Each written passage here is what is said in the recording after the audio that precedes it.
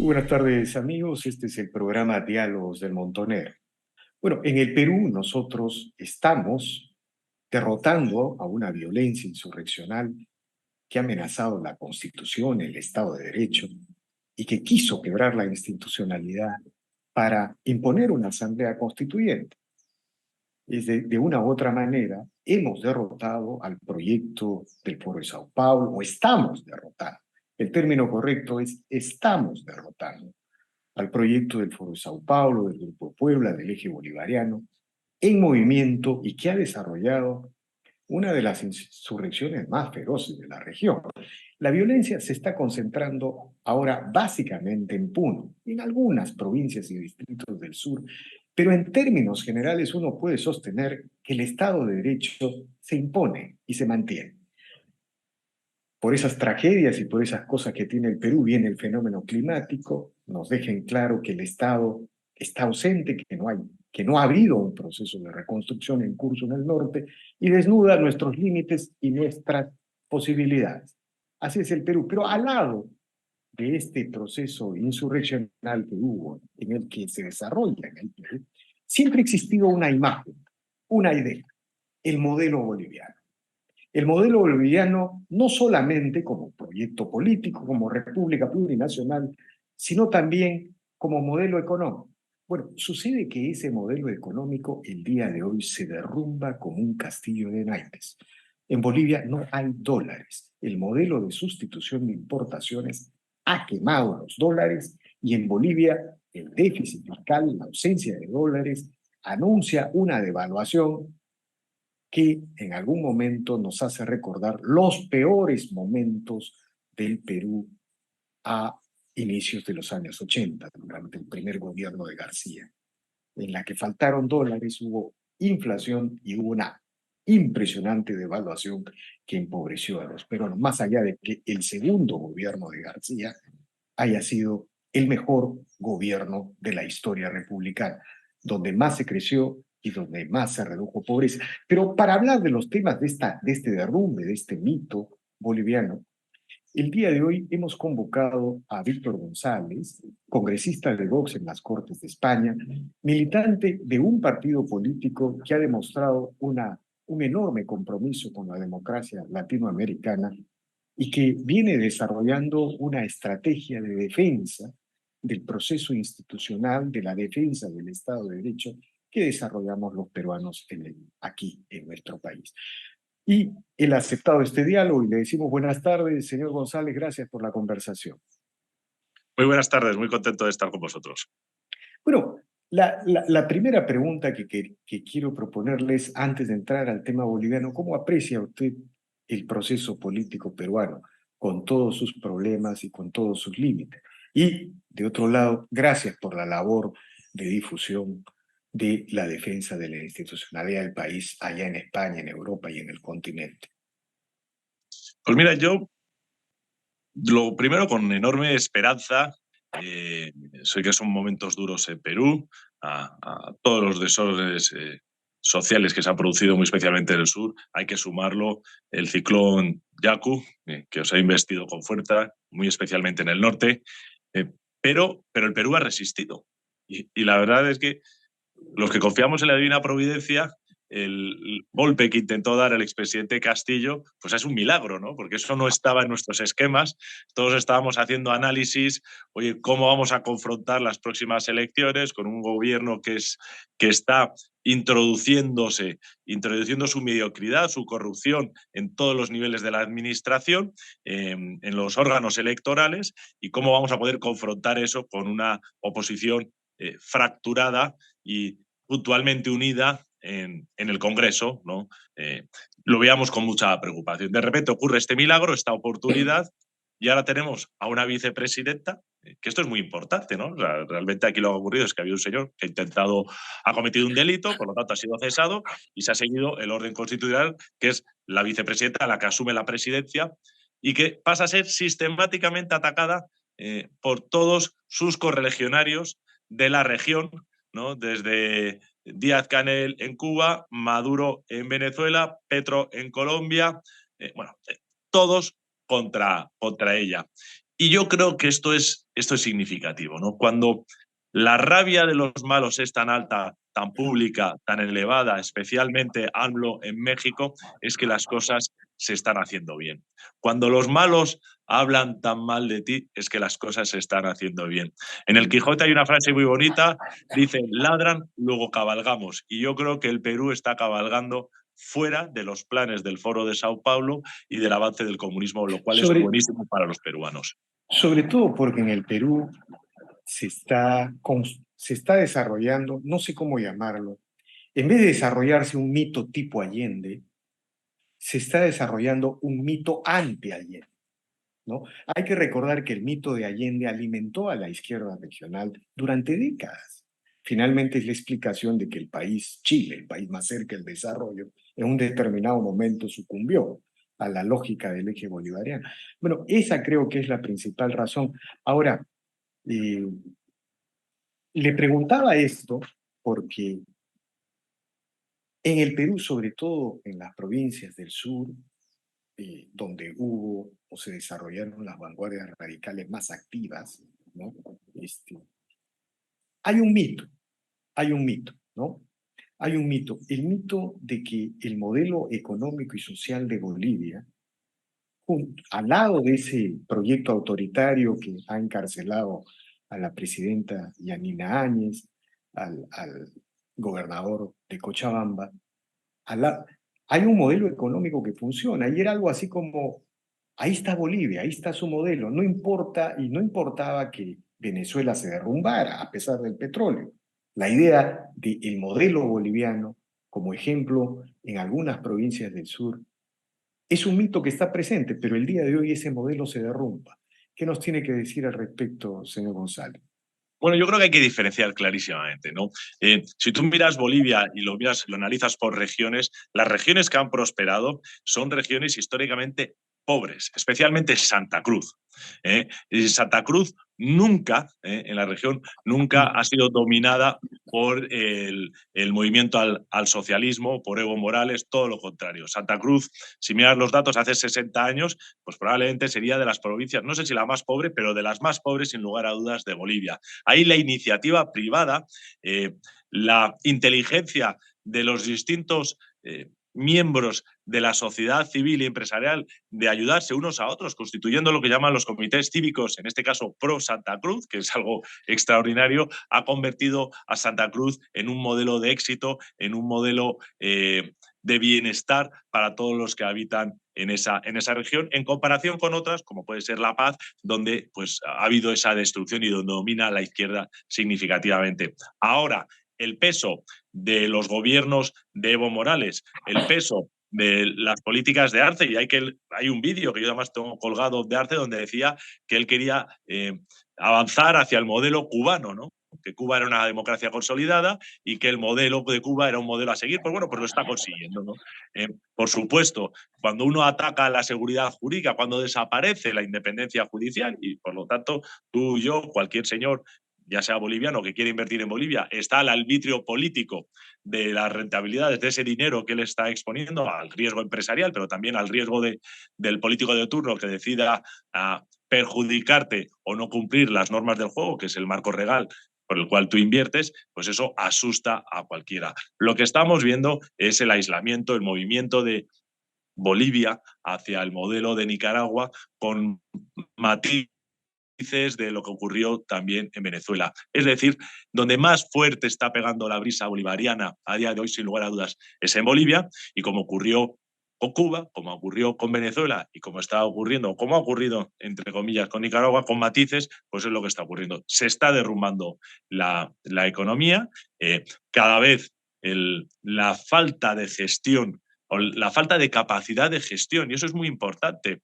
Hay un libro muy interesante de Ortega Gasset, La rebelión de las masas, donde dice que la mediocridad, por resumirlo, pues al final todo el mundo es mediocre y todo el mundo se cree que es capaz de todo. Pues mira, no todo el mundo. Yo no me pondría a pilotar un avión con pasajeros porque nos matamos seguro. Y no puede ser un señor ministro de Finanzas cuando no tiene de economía, cuando no tiene ni idea de economía, y no puede gestionar una refinería alguien que lo que ha sido es conductor de un autobús, que es cosas que, por ejemplo, han pasado en Venezuela. Porque entonces eso lleva al fracaso, lleva al hundimiento del tejido productivo y y sobre todo a que aparezca la economía sumergida y que huya del ámbito legal y de las normas del juego para poder sobrevivir. Cuando Evo Morales desarrolló, y quiero un poco plantearle el tema económico como inicio, como base de la descripción del régimen autoritario, de este camino cubano que desarrolla Cuba en el sistema político, es que el modelo boliviano acuñó una frase en América Latina. En Bolivia supuestamente se había nacionalizado el gas, no se había expropiado, no se había expropiado y creado una PDVSA. ¿Por qué? Porque en Bolivia se anunció la nacionalización del gas, las empresas privadas mantuvieron las operaciones de los lotes y yacimientos, pero el Estado controlaba el recurso, comercializaba el recurso y le pagaba a la empresa por explotar los lotes. Bueno, lo que sucedió es que las empresas no desarrollaron exploración, se fue agotando el gas y, según se informa, a partir de mediados del año pasado, la empresa YPF ya no podía vender, ya no conseguía suficientes recursos para mantener la economía boliviana y las reservas se han ido al suelo.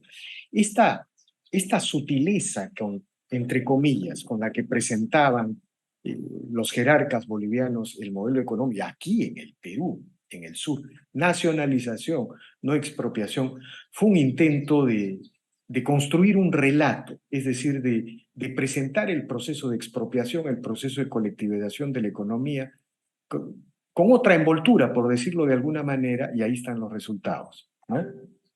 Pero bueno, es que lo que estaba pasando en Bolivia, la falta de dólares, era un proceso previsible, anunciable, y que cualquiera que estuviese siguiendo sabía que no iba a ocurrir. Ayer se ha anunciado que el gobierno de Bolivia se va a hacer con los fondos de pensiones privados, que es el dinero que se ha aportado para la jubilación de millones de bolivianos y que los van a facilitar, que por cierto era uno de los anhelos también de Boric, recordémoslo, en Chile. Bueno, pues es muy previsible que todo ese dinero, que es de la manera que van a vivir muchas personas, va a desaparecer sistemáticamente por la corrupción, por la ineficiencia de las personas que se están haciendo con él y que no han gestionado en su vida.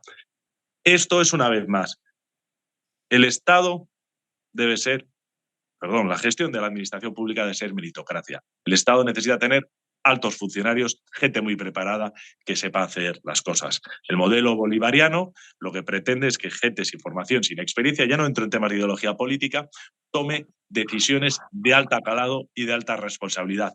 Y esas decisiones tienen consecuencias y esas consecuencias, desafortunadamente, son las que está viviendo hoy Bolivia. Pero es que esto que está ocurriendo hoy, si nos miramos los informes de analistas de hace 6 meses, de hace un año, era previsible. O sea, a mí lo que me sorprende es que se haya dilatado tanto los efectos. Yo creí que esto iba a haber pasado probablemente a finales de julio, como muy tarde finales de septiembre, y ha habido, pues al final las cosas se dilatan un poco más. Absolutamente previsible. El colapso de Bolivia está sobre la mesa y es otro fracaso más, el enésimo fracaso, por no decir algo, del modelo comunista que se empeñan una y otra vez en implantarlo, en repetirlo y llevan a los pueblos a la miseria. Ahora, considerando esta crisis económica que ya está explotando en Bolivia, ¿hacia dónde va Bolivia? Digamos, por otro lado, Bolivia tiene un régimen prácticamente autoritario en la que la oposición, el gobernador de Cochabamba, la expresidenta Áñez, están encarcelados por nada, porque simplemente a los jueces, a los magistrados se les ha ocurrido estirar la Constitución y la ley como si fuera una goma de mascar. En este contexto, ¿hacia dónde va Bolivia? ¿Va hacia convertirse en una Cuba mediterránea o cree usted que se va a desatar un proceso de protesta social, la oposición logrará? En fin, ¿cuál es la evaluación que tiene usted? Vean, ayer podéis ver en mi cuenta de Twitter, colgué un vídeo enfrente de la Casa América, que hicimos una manifestación porque se estaba presentando en Madrid el vicepresidente de Bolivia, David Choquehuanca, estaba presentando un libro que se titula Geopolítica del vivir bien. El mismo día que el gobierno de Bolivia anuncia que nacionaliza los fondos de pensiones de los jubilados y de los bolivianos, el vicepresidente de Bolivia se permite presentar un libro donde dice que hay que poner en el centro de nuestras vidas a la Pachamama. Claro, eso te resume, yo creo que es una síntesis de lo que está ocurriendo. En Bolivia es Cuba, Venezuela, Nicaragua, Bolivia. Bolivia es el siguiente, desafortunadamente, nación que se está adentrando en las oscuras aguas bolivarianas de este nuevo comunismo que se está implantando en la región.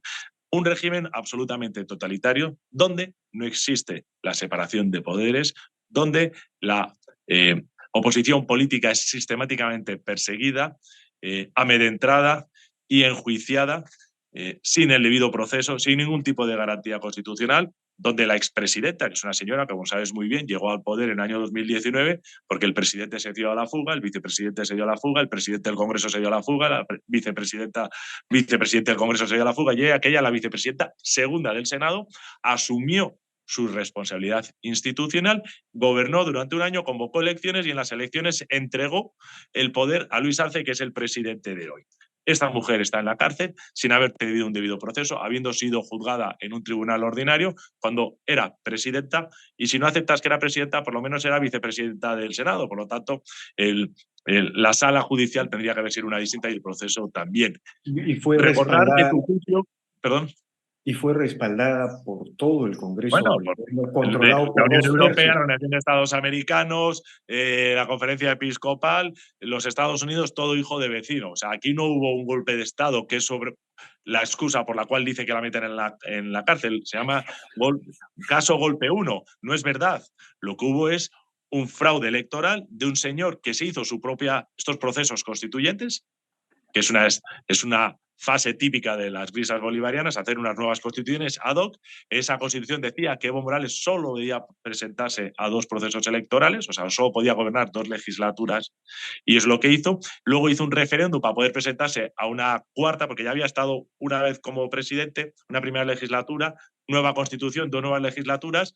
El referéndum lo perdió, y entonces enunció no sé qué derecho humano que el pueblo se volvió a presentar, hizo fraude y tuvo que salir corriendo porque el fraude fue manifiesto, y así fue analizado y declarado. Bueno, el gran error probablemente, y esto debe servir de reflexión al Perú de Yanine, es no haber evacuado de la administración del Estado, de los órganos electorales, a todas las personas que había metido el movimiento al socialismo, el comunismo. Y esa es una lectura importantísima para el Perú, ¿no? En el Perú, yo creo que si se quiere hacer una transición de verdad hacia la libertad, la democracia, es importante que haya transparencia y que las personas que están en órganos esenciales del funcionamiento democrático sean independientes y no tengan anhelos ni deudas con líderes de extrema izquierda. Ahora, de otro lado, junto a este proceso de endurecimiento del régimen boliviano, la persecución y el encarcelamiento de los opositores, se habla de una intensa disputa entre el presidente Arce y Evo Morales por el poder.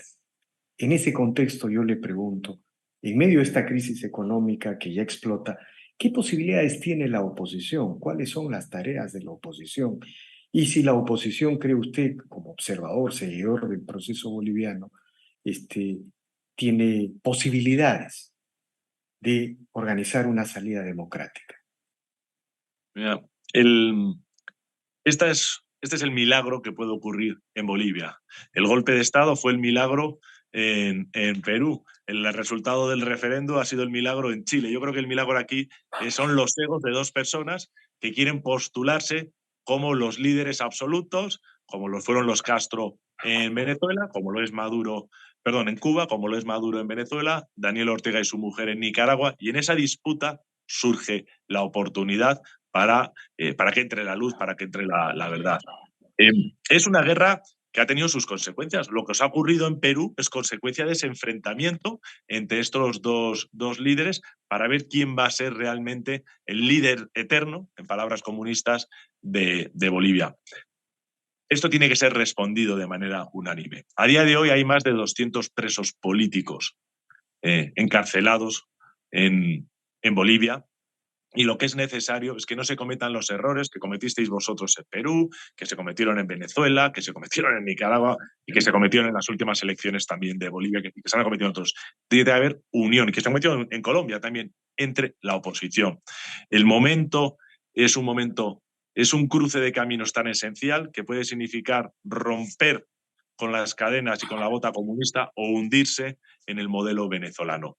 Y para eso lo que necesita es una unión. Lo bueno, y yo creo que hay esperanza, pues que como Carlos Mesa, Luis Fernando Camacho ya está en la cárcel, Carlos de la Mesa está enjuiciado. O sea, es decir, todos los líderes de los partidos significativos de la oposición están siendo perseguidos por un régimen que muy probablemente, o sea, a Luis Fernando Camacho, gobernador de Santa Cruz, lo meten y lo detienen de una manera violenta, a tiros, el 28 de diciembre, acusado de participar en ese falso golpe de Estado, y lo hacen un 28 de diciembre sabiendo el gobernador de Santa Cruz, que es la región más próspera de Bolivia, sabiendo que eso iba a levantar a la sociedad, iba a haber desórdenes en las calles, y yo creo que lo hacen de manera voluntaria. En primer lugar, Arce para demostrar fuerza frente a Evo Morales, y en segundo, para poder reprimir a la población. Y lo meten en una cárcel a 4.000 metros de altura, la cárcel más dura de Bolivia, y yo he estado en las puertas de esa cárcel, no me han dejado entrar dentro del presidio, no hay ni carretera, o sea, llegas por caminos, es un sitio bueno, pues bastante inhóspito, a una persona que está gravemente enferma, que esto hay que decirlo, sabiendo que se va a morir en la cárcel. Y si saben que lo meten a un tío gravemente enfermo, a 4.000 metros, en un presidio donde la gente que está ahí son los peores asesinos que pueda haber, los peores criminales de Bolivia, es por lo que se espera que se muere. Y si muere Luis Fernando en la cárcel, y yo lo digo con dolor en el corazón, porque creo que es lo que va a ocurrir, va a haber grandes desórdenes en toda Bolivia. Y yo creo que es la excusa que está buscando Arce para poder reprimir con gran fuerza y para poder provocar un éxodo de los líderes, de la oposición y de aquellos ciudadanos que puedan emigrar y hacerse con el control absoluto del país. Algo parecido a lo que ha ocurrido en Nicaragua con matices propios de Bolivia. O sea, lo que usted nos señala es que Bolivia está en la disyuntiva de una represión generalizada o la posibilidad de que la oposición pueda organizarse, pero el gran Porque en problema... esta pelea entre Evo Morales y Arce, esto va a ir a un proceso electoral sí o sí. Que si no hubiese esta pelea, sería un proceso electoral como el que hemos conocido en Nicaragua. Es decir, ya sabíamos todos previamente que eso ni eran elecciones ni eran nada, porque a todos los líderes de la oposición los había metido en la cárcel. Bueno, esta pelea, esta división del movimiento al socialismo, este choque que cada vez está siendo mayor, va a permitir ventanas de oportunidad para la oposición. Y yo creo que es un momento realmente único y que habrá que aprovecharlo bien. Y bueno, decía San Bernardo, rezar y trabajar, oro et laboro. Ahora, digamos, como tema final de esta interesante conversación, Sonia González, quiero preguntarle, ¿por qué Vox tiene una preocupación tan intensa, tan fuerte sobre Iberoamérica, América Latina, dirían otros, ¿no? ¿Qué es lo que lleva a Vox, por momentos cuando yo veo la actuación de Vox a nivel metropolitano, a nivel regional, a nivel de Europa, a nivel mundial, santo Dios, hasta Washington, ¿no? Se han dirigido para llevar una carta a la OEA de decenas de congresistas de varios países en defensa de la democracia peruana, del proceso constitucional peruano. Por momentos le digo, cuando yo veo esa actuación de Vox, me hace recordar el internacionalismo, entre comillas, proletario de los malos, de los comunistas, ¿no? Es decir, muy pocas veces ha existido una organización política de centro derecha, creo que en la historia de Occidente, que haya desarrollado este tipo de internacionalismo democrático que está desarrollando Vox.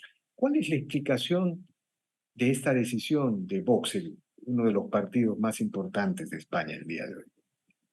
Bueno, yo creo que lo primero es el sentimiento de hispanidad, ¿no?, en la iberosfera, de decir que nuestras casas, nuestras patrias, son vasos comunicantes. Lo que España no está aislada de las naciones hermanas de Iberoamérica, en absoluto.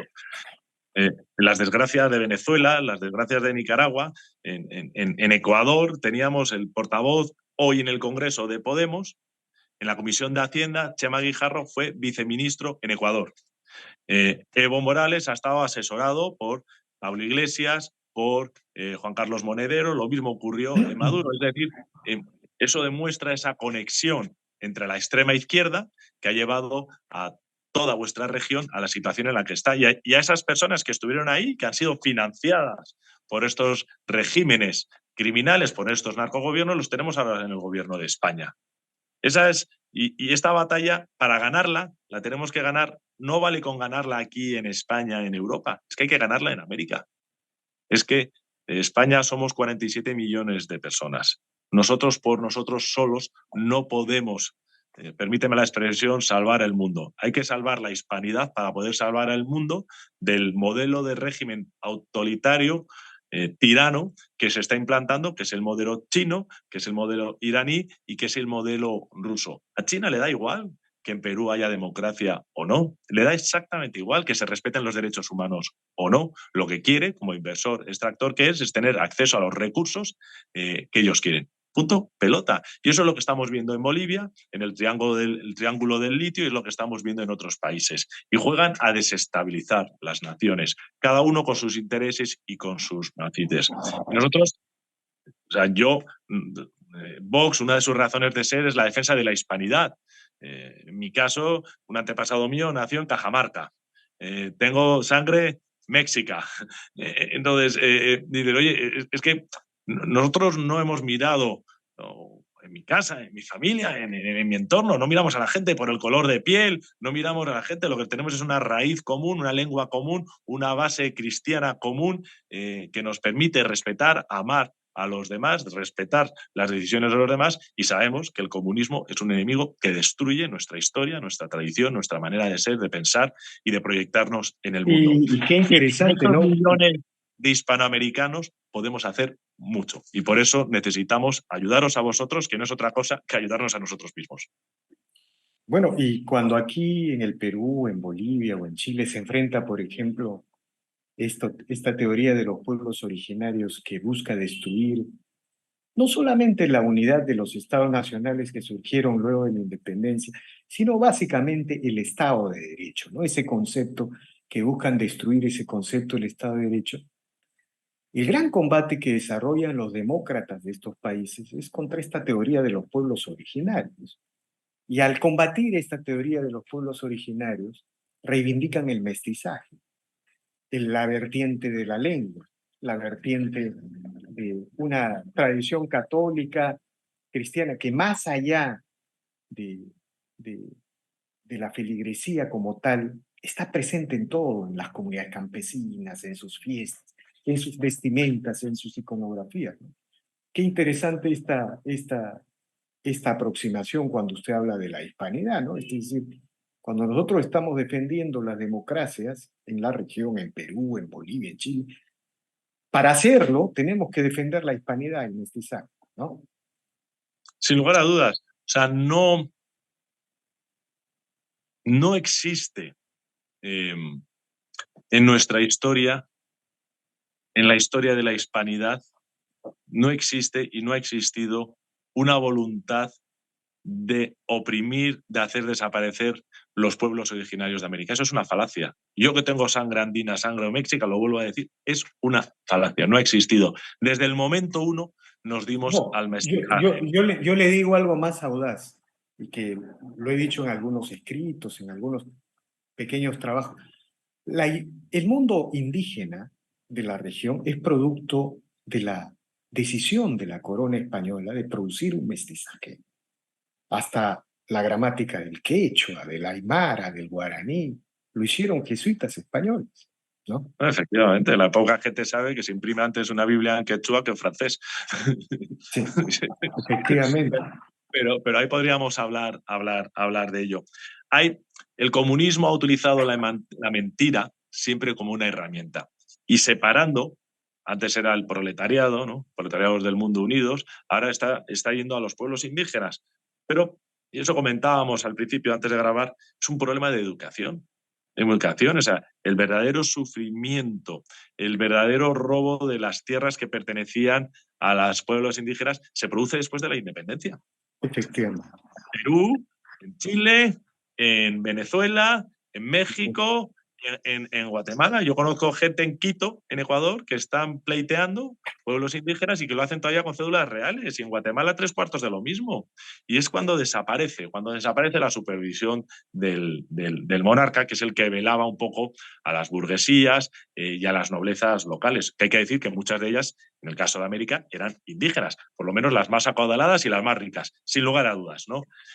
Yo creo que es un momento complicado, pero es un momento muy bonito. Yo cuando viajo, bueno, a mí me han echado, como sabes, el 4 de enero me expulsaron de Bolivia y ya no puedo volver. En 3 años me han prohibido la entrada a Bolivia. Tampoco me dejan entrar en Nicaragua, en Cuba, pero es un momento muy bonito porque es que hay gente muy valiente. Yo creo que nuestra posición desde España, luchando desde Vox, desde la Fundación Disenso, desde el Foro Madrid, es una herramienta maravillosa, pero los verdaderos héroes sois vosotros, los que estáis en esa primera línea, ¿no? Sois los que estáis en una primera línea de batalla y es nuestra obligación, por el hermanamiento que somos, por la tradición que conservamos, apoyados y ayudaros en todo lo que hacemos. Y la gran sorpresa, para mí, lo más triste, es que yo creía que esto ya se estaba haciendo. Y de repente, cuando nace Vox y ya llegamos al poder y empezamos a... Y vemos que no, que es que la izquierda llevaba 40 años coordinando actividades, la izquierda radical, extrema, más que radical, española, con los peores movimientos comunistas que hay en América, llevan decenas de años trabajando, o muchísimo, adentrándose en los distintos ámbitos de la sociedad civil, en las universidades, en los medios de comunicación. Y el centro derecha, los conservadores, ni estábamos unidos, ni estábamos coordinados más allá, perdóname, de una espuma gaseosa política que hablaban y se reunían, pero no había eso. Entonces, eso lo hemos intentado revertir y yo creo que el trabajo que hemos hecho muy especialmente en los 3 últimos años, pues yo he perdido mucho más pelo, cada vez estoy más calvo, ha sido con un gran esfuerzo personal, pero con un ánimo firme y con una gran satisfacción, aunque nos estén dando palos por todas partes, desafortunadamente, porque vemos gente muy comprometida y lo que nos damos cuenta es que tenemos una enorme capacidad de influenciar y de apoyar.